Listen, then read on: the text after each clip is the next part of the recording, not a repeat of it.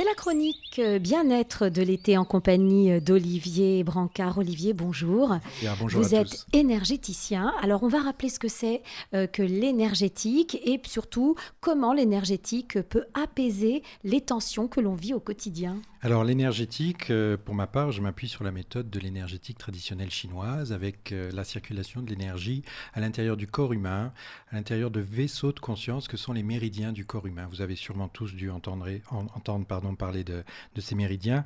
On les voit souvent piqués d'aiguilles par les acupuncteurs. Donc moi, je ne fais pas de l'acupuncture, mais j'ai appris l'acupuncture avec les doigts, ce qu'on appelle le tuina, pour stimuler les points d'acupuncture avec les doigts. Voilà, je ressens en fait le passage ou le blocage de l'énergie dans les points. Et comme les points sont des portes d'ouverture de conscience sur différentes catégories de ressentis émotionnels, par cette pratique, je remets en harmonisation et en circulation l'énergie à l'intérieur du corps humain. L'objectif est toujours le même, que ce soit le tuina ou l'acupuncture. Exactement, ça fait partie des outils de la médecine traditionnelle chinoise et ça permet effectivement de réharmoniser cette circulation. Quand le corps humain est en pleine harmonie avec la circulation de l'énergie à l'intérieur de lui et en rapport avec l'énergie qui l'environne dans la nature, sur Terre, le corps a tous les moyens de mieux gérer la façon dont il va s'affecter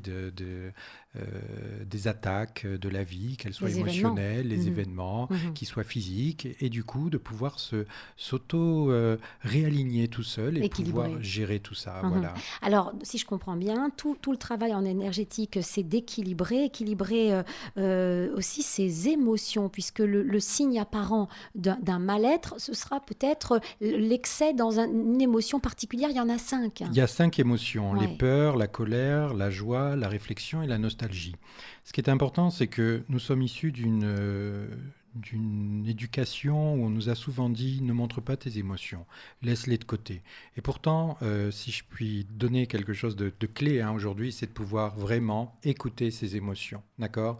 Parce que nous avons un cerveau gauche qui va analyser tout ce qui se passe pour pouvoir quantifier. Mais le corps, lui, il a les émotions. C'est une vraie guidance. C'est comme si nous avions des guides dans un autre monde qui nous donnaient une lecture de ce qui se passe autour de nous et qui nous guident à travers c'est un message. ces émotions. C'est un message que le corps nous envoie. Exactement, voilà. Et donc, tout cet équilibre, c'est le fait d'être à la fois à l'écoute des messages que je reçois et de ne pas trop m'affecter de ces messages, de pouvoir les équilibrer, de me mettre en mouvement, de pouvoir être dans la joie, de pouvoir ne plus m'arrêter dans la nostalgie ou dans mes peurs, etc. Et de pouvoir avancer, communiquer, s'ouvrir à la vie et finalement être heureux, le fameux bonheur que tout le monde cherche. C'est ça. En fait, être dynamique, ne pas rester statique sur Exactement, ses émotions. parce que dès lors qu'on a une tension émotionnelle, cette tension émotionnelle se traduit dans une tension corporelle. Ah oui. Voilà. Et en fonction de...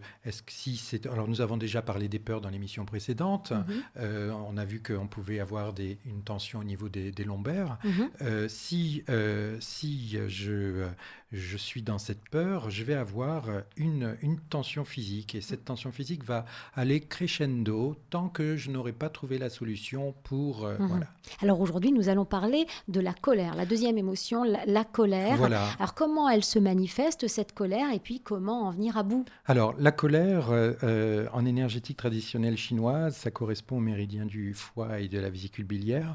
C'est pour traiter la dynamique d'action. C'est-à-dire qu'avant, nous avons eu les peurs, un rapport à mes racines, à mon ancestralité, à qui je suis. Et là, maintenant que j'ai pris conscience de qui j'étais, je me mets en mouvement. Eh oui. D'accord ? Et donc, je me mets en mouvement. Donc là, je me rebelle. Moi, je suis en colère, je me rebelle. Alors justement, la colère, c'est pas forcément se rebeller, parce que la colère peut être rentrée. Et il y a 2 formes de colère. Il y a une colère extériorisée et une colère rentrée. Surtout, ne rentrez plus votre colère. Il ne faut pas trop l'extérioriser non plus, non ? Alors, on en a déjà parlé ensemble, extériorisez-la, mais dans un cadre où vous pourrez crier, faire des mouvements physiques, aller nager, courir, faire votre sport et sortez votre colère. La colère, c'est l'émotion qui correspond à cette période, parce qu'on a déjà parlé ensemble du parallélisme qu'il y a entre la circulation de l'énergie et toutes les saisons de la vie, de la nature. Oui. Et donc la colère, c'est l'émotion qui est en rapport avec la mise en mouvement. Et quand la colère vient, ça veut dire que je suis contrarié dans mon projet de mise en mouvement. Et c'est là que la colère s'installe. Vous Ah. comprenez? Alors oui, comment on gère ça alors en énergétique? Parce que quand on a le sentiment que la colère, lorsqu'elle est installée, c'est du solide, hein, que c'est difficile à dénouer tout ça. Oui, oui, oui. Alors, toujours la respiration, parce que ça, c'est Ouais, le point c'est clé. la base. Voilà. Ensuite, ce que je fais, moi, c'est que je fais de la pressipuncture ou de l'acupressure. Ça, c'est un terme anglais.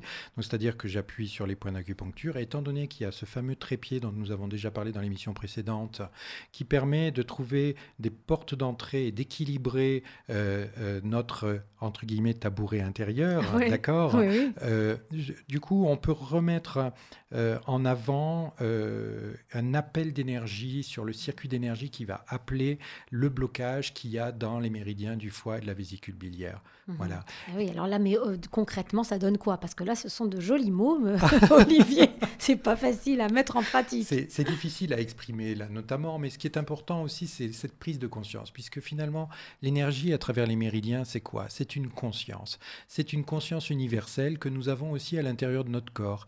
Vous savez, moi, j'ai un enseignant qui me disait que l'énergie, c'est comme un bon pasteur qui réunit ses brebis. Mais c'est exactement ça, parce que moi, je ne sais pas si vous êtes comme moi, mais moi, je m'émerveille de voir toutes ces cellules qui deviennent, alors au départ, il n'y a que 2 petites cellules, et ces cellules qui se différencient, qui deviennent des cellules osseuses, des cellules visuelles, des cellules du foie, etc. Et en réponse à quoi? En réponse à une conscience. Et cette conscience, c'est justement cette énergie. Et à l'intérieur de nous, circule cette énergie pour aider à la mise en œuvre bien rangée et en rapport avec la volonté globale, hein, je ne sais pas comment dire ça, mais pour que tout soit bien en ordre. Alors forcément, quand on est beaucoup en colère, ce qui est important, déjà, c'est de savoir pourquoi nous sommes en colère. Parce que ce n'est pas forcément facile. Moi, j'entends souvent des personnes qui viennent me voir qui disent « Olivier, je suis en colère, mais je ne sais même pas pourquoi. » Et le pire, c'est quand la colère est rentrée. Parce qu'alors là, quand la colère est rentrée, donc déjà, il y a les trajets de passage des méridiens du foie et de la vésicule biliaire, mais les organes, en fait, les organes qui correspondent au foie et à la vésicule biliaire, ce sont les muscles et les tendons. Donc du coup, quand vous avez des tendinites, vous voyez des muscles, des tensions dans les muscles, etc., là, on est vraiment dans ce domaine-là où j'y vais ou j'y vais pas. Est-ce que je me donne l'autorisation ou est-ce qu'on me donne l'autorisation d'avancer dans ma vie? Et là, je ressens une tension en moi et cette tension, dès lors que je n'arrive pas à la dépasser et que je n'arrive pas à avancer, je crée un sentiment de colère. Mais la colère, finalement, on parle beaucoup de la colère, nous, dans notre civilisation, comme étant quelque chose de très négatif. Oui, ouais. Oh, qu'est-ce qu'il est colérique ou coléreux, c'est horrible, je ne peux plus m'asseoir à côté de lui. Mais il y a un aspect positif. Mais la colère, encore comme dans toutes les émotions que nous traitons là dans nos émissions, la colère à basse température, à bas niveau, est quelque chose qui met en mouvement. Voilà. Et dans notre présent, conscient de qui je suis, je me mets en mouvement. Et il y a un obstacle, et bien j'utilise cette énergie de mouvement pour passer outre cet obstacle et continuer à nourrir ma vie, mon objectif de vie. Voilà. Parce que si on compare la colère à la peur, ça paralyse. Mais au moins, la colère, ça peut permettre ça peut être moteur, la colère. Oui, jusqu'à un certain point. Parce que si vous tapez sur tout le monde parce que vous êtes en colère, ou au contraire, et si vous la retournez contre vous, et là, vous allez aussi vous paralyser. Comme je vous le disais, dans le système tendineux musculaire, là, du coup, il y a des tensions.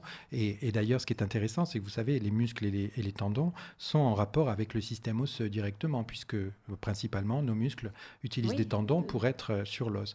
Donc, je me mets en mouvement vraiment par rapport à qui je suis. C'est-à-dire que le muscle va se contracter et va tirer l'os pour avoir un mouvement du corps. Et justement, les tendinites, c'est j'y vais ou j'y vais pas. Et à force, on a une inflammation du tendon. Alors, c'est intéressant de savoir d'où proviennent nos blocages. Est-ce qu'il y a une polarité féminine? Est-ce qu'il y a une polarité masculine? Est-ce que je réitère des schémas familiaux ou autres? Voilà, c'est tout ça qu'on voit dans les séances. Merci beaucoup, Olivier, pour vos conseils. On peut vous retrouver au 06 11 19 63 05 et également toutes les informations sur votre site internet stretcher.fr. Merci beaucoup. À bientôt. Au revoir.